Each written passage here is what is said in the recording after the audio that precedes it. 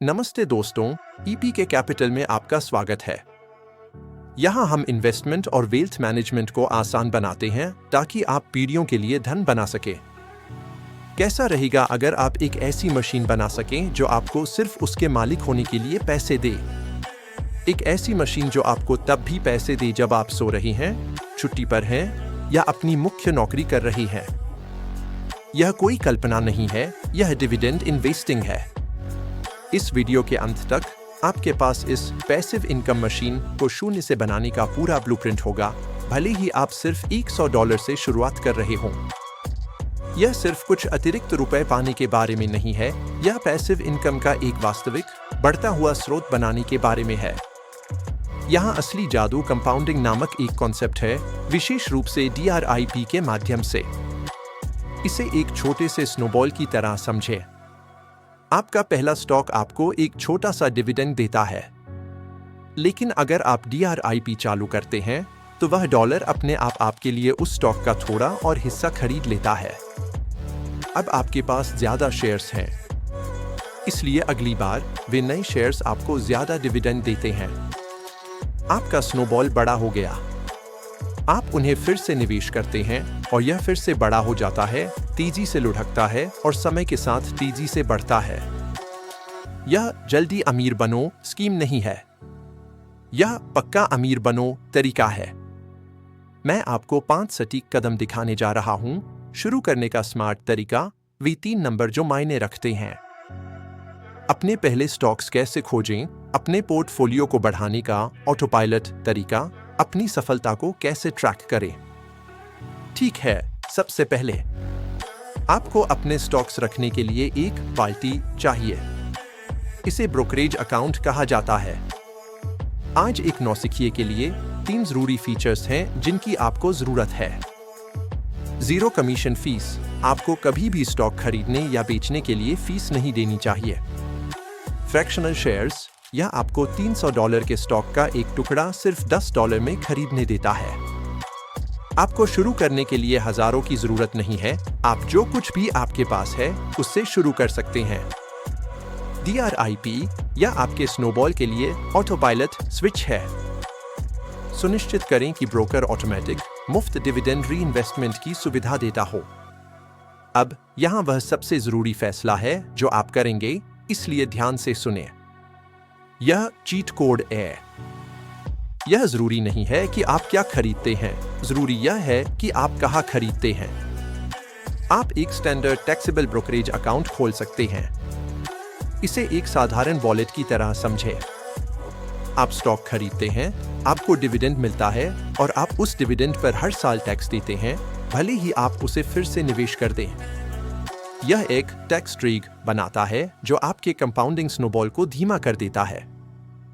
या आप cheat code का उपयोग कर सकते हैं, एक रोथ IRA। एक रोथ IRA एक सुपर वॉलेट की तरह है। आप इसमें टैक्स देने के बाद पैसा डालते हैं, लेकिन आपके सभी डिविडेंड, आपके सभी रीइन्वेस्टमेंट और आपकी सारी ग्रोथ हमेशा के लिए 100% टैक्स फ्री होती है, जब तक आप नियमों का पालन करते हैं, जैसे कि 59.5 साल की उम्र तक इंतजार करना। एक लॉन्ग टर्म डिविडेंड पोर्टफोलियो के लिए यह आपके पास सबसे शक्तिशाली टूल है। मुख्य बात, अगर हो सके तो रोथ IRA से शुरू करें। आप 20 साल बाद खुद को धन्यवाद देंगे। इससे पहले कि आप कुछ भी खरीदें, आपको प्राइस टैग पढ़ना सीखना होगा। ज्यादातर नए लोग सिर्फ एक नंबर देखते हैं और सच कहूं तो यह एक जाल है। पहला वह है जिसे हर कोई जानता है, डिविडेंड यील्ड। यह बस प्रति शेयर वार्षिक डिविडेंड को मौजूदा स्टॉक मूल्य से विभाजित करना है। अब यहाँ है यील्ड ट्रैप। आप 10%, 12% या 15% यील्ड वाला स्टॉक देखेंगे और सोचेंगे कि आपके हाथ सोना लग गया है। एक बहुत ज्यादा यील्ड लगभग हमेशा एक चेतावनी का संकेत होता है। इसका आमतौर पर मतलब होता है कि स्टॉक की कीमत गिर गई है क्योंकि कंपनी गंभीर संकट में है और हो सकता है कि वह अपना डिविडेंड काटने वाली हो। ज्यादा यील्ड के पीछे भागना नौसिखियों की नंबर 1 गलती है। इसलिए हमें दूसरे नंबर की जरूरत है, पे आउट रेशियो या सेफ्टी चेक है। यह कंपनी के मुनाफे का वह प्रतिशत है जो वह डिविडेंड के रूप में देती है। इसे इस तरह से सोचें, अगर आप महीने में $1000 कमाते हैं और आपका किराया $950 है, तो आप एक जोखिम भरी स्थिति में हैं, है ना? 95% का पे आउट रेशियो जोखिम भरा है। लेकिन अगर आपका किराया $400 है, जो आपको 40% का पे आउट रेशियो देता है, तो आप सुरक्षित हैं। आपके पास अपने किराए को कवर करने और समय के साथ इसे बढ़ाने के लिए भी काफी गुंजाइश है। हमें वही चाहिए। एक सामान्य नियम के तौर पर 60 से 70% से कम का पे आउट रेशियो देखें। यह दिखाता है कि डिविडेंड टिकाऊ है और इससे भी जरूरी, इसमें बढ़ने की गुंजाइश है। और यह हमें तीसरे नंबर पर लाता है, एक्सेलरेटर डिविडेंड ग्रोथ रेट। यह वह दर है जिस पर कंपनी ने ऐतिहासिक रूप से अपना डिविडेंड बढ़ाया है। असली लक्ष्य सिर्फ 2% यील्ड खरीदना नहीं है। यह एक ऐसी 2% यील्ड खरीदना है जो हर साल 8 से 10% बढ़ती है। एक कंपनी जो लगातार अपना डिविडेंड बढ़ाती है, वह दुनिया को बता रही है कि उसका बिजनेस स्वस्थ है और बढ़ रहा है। इसी तरह आप असली दौलत बनाते हैं। ठीक है, हमारे पास हमारा रोथ IRA और हमारा 3 नंबर टूल किट है। हम अच्छी कंपनियां कहाँ ढूंढें? यहाँ 2 सरल सिद्ध रणनीतियां हैं। पहली, डिविडेंड एरिस्टोक्रेट्स। यह S&P 500 कंपनियों का एक विशिष्ट समूह है जिन्होंने लगातार 25 या उससे ज्यादा सालों तक अपना डिविडेंड बढ़ाया है। जरा सोचिए, इन कंपनियों ने 2008 के वित्तीय संकट, 2020 की महामारी और उच्च मुद्रास्फीति के दौर में भी अपना डिविडेंड बढ़ाया। वे सिद्ध, भरोसेमंद, ब्लू चिप कंपनियां हैं। यह रात को चैन की नींद सोने वाली स्ट्रेटेजी है। लेकिन शायद आप अलग अलग स्टॉक नहीं चुनना चाहते। कोई बात नहीं, आप स्ट्रेटेजी 2 का उपयोग कर सकते हैं, ETF अप्रोच, या जिसे मैं वन क्लिक पोर्टफोलियो कहता हूं। एक ETF या एक्सचेंज ट्रेडेड फंड एक टोकरी है जिसमें सैकड़ों या हजारों स्टॉक होते हैं और आप उस पूरी टोकरी को एक क्लिक से खरीद सकते हैं। एक परफेक्ट स्टॉक खोजने की कोशिश करने के बजाय आप एक डिविडेंड ETF खरीद सकते हैं और तुरंत हाई क्वालिटी वाली डिविडेंड देने वाली कंपनियों का एक डाइवर्सिफाइड पोर्टफोलियो पा सकते हैं। आप जो भी रणनीति चुनें, आप डाइवर्सिफिकेशन के प्रमुख सिद्धांत का पालन कर रहे हैं। अपना सारा पैसा एक कंपनी या एक सेक्टर में न लगाएं। एक ETF या 20 से 30 अलग अलग स्टॉक खरीदकर आप अपने जोखिम को फैलाते हैं। तो चलिए यह सब एक साथ करते हैं। इस पूरी मशीन को ऑटो पायलट पर डालने के लिए यहाँ आपका 3 स्टेप एक्शन प्लान है। सेट अप करें, एक ब्रोकरेज में अपना रोथ IRA खोलें जो फ्रैक्शनल शेयर्स की सुविधा देता हो। फंड करें, अपने चेकिंग अकाउंट से एक ऑटोमेटिक रिकरिंग डिपॉजिट सेट करें। हर महीने $50 भी एक शक्तिशाली शुरुआत है। कितना पैसा लगा रहे हैं, उससे ज्यादा जरूरी है लगातार लगाना। इन्वेस्ट और ऑटोमेट करें, अपने चुने हुए डिविडेंड ETF या स्टॉक्स खरीदें, और यह सबसे जरूरी हिस्सा है, अपने अकाउंट सेटिंग्स में जाएं और डिविडेंड री इन्वेस्टमेंट प्लान को चालू करें। बस हो गया।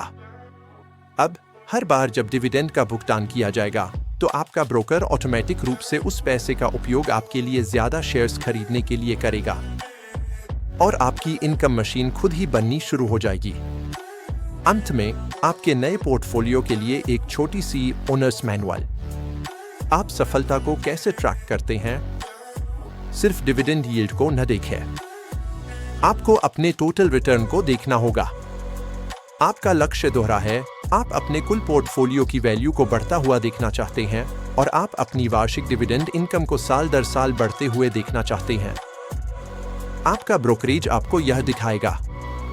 और टैक्स पर एक त्वरित रिकैप। अगर आप रोथ IRA का उपयोग कर रहे हैं, तो आपका काम हो गया।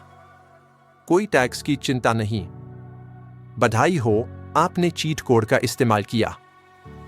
अगर आप टैक्सेबल अकाउंट का उपयोग कर रहे हैं, तो आपको साल के अंत में अपने ब्रोकर से एक फॉर्म 1099 DIV मिलेगा। आपको इस आय की जानकारी अपने टैक्स में देनी होगी। बस याद रखें, कम क्वालिफाइड डिविडेंड टैक्स रेट पाने के लिए आपको एक स्टॉक को उसकी एक्स डिविडेंड तारीख के आसपास 60 दिनों से ज्यादा रखना होगा। सरल नियम: अपने डिविडेंड स्टॉक्स की डे ट्रेडिंग न करें, खरीदें और लंबे समय तक रखें।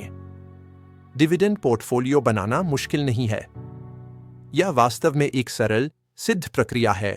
सही अकाउंट खोलें, सुरक्षित और बढ़ते डिविडेंड वाली क्वालिटी कंपनियां खोजें, अपने निवेश को ऑटोमेट करें और DRIP चालू करें। और सबसे कठिन हिस्सा, धैर्य रखें और कंपाउंडिंग को सालों और दशकों तक आपके लिए मेहनत करने दें। शुरू करने का सबसे अच्छा समय 20 साल पहले था। दूसरा सबसे अच्छा समय आज है। आप अब 90% से ज्यादा लोगों से ज्यादा जानते हैं कि वास्तविक स्थायी पैसिव इनकम कैसे बनाई जाती है। अब बस एक ही चीज बची है, वह है शुरू करना। तो मेरा आपसे यह सवाल है, वह पहला डिविडेंड स्टॉक या ETF कौन सा है जिसे आप अपनी रिसर्च लिस्ट में जोड़ रहे हैं? मुझे नीचे कमेंट्स में बताएं। और अगर आपको इस वीडियो से कोई वैल्यू मिली तो कृपया उस सब्सक्राइब बटन को दबाएं ताकि आप अगला वीडियो मिस न करें। देखने के लिए धन्यवाद।